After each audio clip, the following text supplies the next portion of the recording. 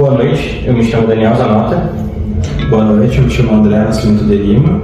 E a gente está aqui para apresentar agora a primeira parte do livro Vigiar e Punir, do Michel Foucault. O livro analisa as transformações no sistema punitivo ao longo dos séculos e como a punição e o controle social evoluíram. Foucault propõe que, ao longo da história, a maneira de lidar com o crime passou de um espetáculo público de violência para um sistema mais sutil de vigilância e controle. O autor investiga, principalmente, como a sociedade moderna foi moldada por esses sistemas de punição e controle, com o surgimento de novas formas de disciplinar e observar os indivíduos, a transição do uso brutal dos castigos físicos para formas mais discretas, mas igualmente eficazes no controle social, marca um dos pontos centrais da obra do Foucault. Foucault começa descrevendo a prática dos suplícios, que eram punições corporais extremamente violentas, como torturas e mutilações, realizadas em praças públicas. Essas penas visavam não só punir o criminoso, mas também afirmar o poder do soberano sobre a população. O suplício não era apenas uma punição, era um espetáculo. O público assistia muitas vezes fascinado pela dor do condenado, o que transformava o ato punitivo em uma exibição pública de poder absoluto do monarca sobre o governante. Esse ritual de sofrimento físico visava não apenas punir o transgressor, mas também reafirmar a ordem social, demonstrando de forma explícita a força do soberano. A dor era a linguagem do poder, e a punição se tornava a afirmação visível de sua autoridade sobre o corpo do condenado. O autor aponta que, nesse cenário, o condenado não era apenas um infrator da lei, mas um exemplo público de como o poder do soberano se manifestava fisicamente sobre os indivíduos. As punições, com as execuções, não eram apenas uma forma de justiça, mas a prática simbólica reforçava a ideia que o soberano tinha total domínio sobre a vida e a morte dos seus súditos. Essas punições, muitas vezes cruéis e desumanas, faziam parte de um espetáculo que buscava provocar a reação emocional do público que, em grande parte, ficava fascinado com o sofrimento alheio. Agora, sobre o objeto da punição nos suplícios, esses castigos eram dirigidos principalmente ao corpo do condenado, tornando-o campo de batalha onde o poder do soberano se inscrevia. A ideia era mostrar que o corpo estava à mercê do soberano, que podia fazer dele o que quisesse, como uma forma de intimidação e controle. O corpo, enquanto objeto da punição, não era visto como uma entidade individual com direitos, mas como uma propriedade, que poderia ser deformada, destruída ou sacrificada para mostrar o poder absoluto do governante. O suplício, portanto, era uma forma de marcar o corpo do condenado de forma permanente, uma espécie de marca deixada pela punição, que, por sua vez, demonstrava ao resto da população o preço da transgressão. Ao visibilizar a dor e o sofrimento, o soberano afirmava o seu poder de maneira explícita e, ao mesmo tempo, transmitia uma mensagem sobre as consequências do crime. Esse tipo de punição não só visava simplesmente reprimir o crime, mas criar uma atmosfera de terror e subordinação, onde o medo da dor pública fosse suficiente para manter a ordem social. Eu sou André Nascimento e agora vou prosseguir com o relato. Na segunda parte, participação popular e transição para a prisão. A ambiguidade da participação popular nos suplícios, o povo tinha um papel central. Ele não era apenas espectador, mas também agente da vingança. A multidão assistia ao sofrimento do condenado e, por vezes, participava ativamente, insultando ou até agredindo o réu. Foucault observa que essa participação tinha um caráter ambíguo. Embora os espectadores estivessem ali para reafirmar a autoridade do soberano, em algumas situações a multidão se sentia solidária ao condenado e questionava a justiça do castigo. Isso gerava uma instabilidade que foi uma das causas para a mudança no sistema punitivo. Com relação ao interrogatório e confissão. O interrogatório sob tortura era uma ferramenta para extrair a confissão do acusado, considerada a verdade, entre aspas, do crime. O objetivo era fazer com que o condenado aceitasse sua culpa, com o corpo sendo forçado a revelar a verdade, seja por dor ou coação. Para Foucault, a confissão se tornava um ritual de submissão em que o réu passava a se ver como culpado ao aceitar a versão do soberano sobre o que havia acontecido.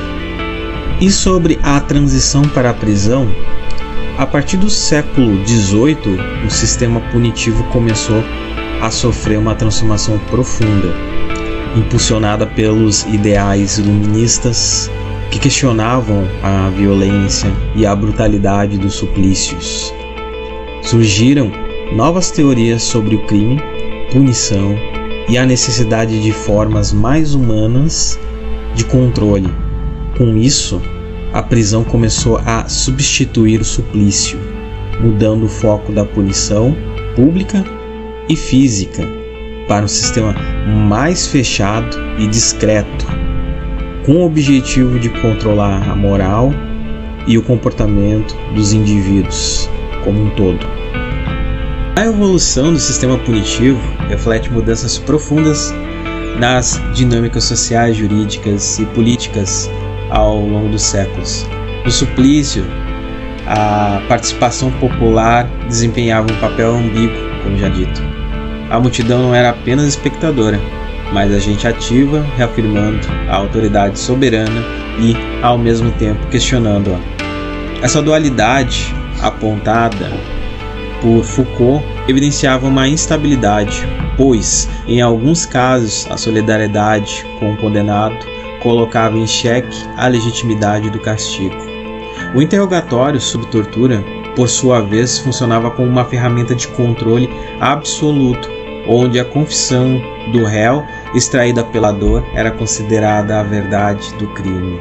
Boa noite, eu sou Éder Lima. Boa noite, eu sou Aline Gomes e nós vamos dar continuidade à apresentação do livro Vigiar e Punir, do Michel Foucault. Com a prisão, a punição se torna mais discreta.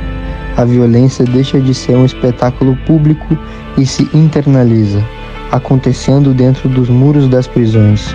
O que antes era visível a todos ocorre de forma velada, sem o drama e o espetáculo do suplício. Esse novo modelo punitivo é menos sobre visibilidade e mais sobre controle discreto e constante. Na prisão, o corpo do condenado deixa de ser o alvo principal. O novo objeto da punição se desloca para a alma, o comportamento e a moral do indivíduo. O objetivo agora é reeducar o condenado, transformando-o em um cidadão obediente e produtivo. A disciplina e a vigilância constante são usadas para modificar sua conduta e personalidade. Foucault descreve um sistema de microfísica do poder nas prisões, onde a vigilância é contínua e detalhada. A prisão não se limita a punir fisicamente, mas busca moldar a subjetividade do prisioneiro, ajustando sua moralidade e comportamentos. A disciplina, as rotinas e a vigilância são as ferramentas usadas para esse controle, criando um ambiente de constante observação e normalização. Na Idade Média, o poder era visível e centralizado na figura do soberano, que exercia sua autoridade de forma pública e violenta por meio dos suplícios. O poder era físico, exercido diretamente sobre o corpo do condenado. Já na Era Moderna, esse poder se transforma. Ele se torna mais sutil e difuso, como um poder disciplinar que atua de forma constante, mas discreta, através de instituições como as prisões, escolas e hospitais. Em sua obra, Foucault argumenta que a transformação do sistema punitivo, da violência pública dos suplícios para o controle disciplinar das prisões, não representava um progresso ou humanização linear. Trata-se de uma mudança na economia do poder. O objetivo do sistema punitivo deixa de ser a punição visível e direta e passa a ser a vigilância e o controle interno, com ênfase na reeducação e na normalização dos indivíduos. A obra de Foucault também é ilustrada por várias imagens que ajudam a compreender essa mudança. Por exemplo, a penitenciária de Seattleville, nos Estados Unidos, com seu modelo panóptico. É uma representação da vigilância constante e da disciplina. O projeto de penitenciária mostra a organização espacial da prisão como uma forma de controle. Essas imagens refletem a transição do suplício para a prisão e o novo paradigma de controle social que Foucault descreve. Em resumo, a obra nos mostra como o sistema punitivo mudou ao longo do tempo de formas visíveis e espetaculares de punição para formas mais sutis de controle que visam moldar os indivíduos, não apenas fisicamente, mas também moral e psicologicamente. Essas mudanças no sistema punitivo são fundamentais para entender as relações de poder na sociedade moderna.